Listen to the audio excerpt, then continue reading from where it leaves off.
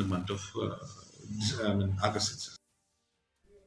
The Bijli Mahotsav under Ujjwal Bharat Ujjwal Bhavisya Power Act 2047 was organized on Wednesday under Azadi Ka Amrit Mahotsav at Nongpoh Ribhoi district.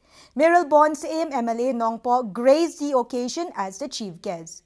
Saim was addressing the gathering expressed that one should take pride in the country's glorious history and rich culture.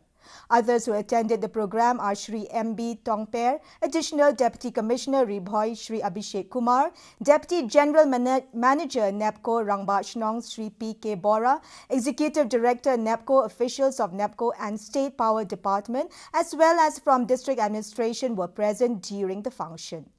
Meanwhile, the Ministry of Power, in association with Power System Operation Corporation Limited and MEPDCL, also organized Bijli Mahotsav at Laitryngew Sohra Subdivision, East Khasi Hills District today.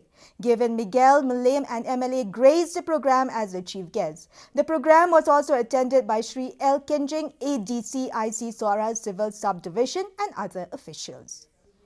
Concerned with the recent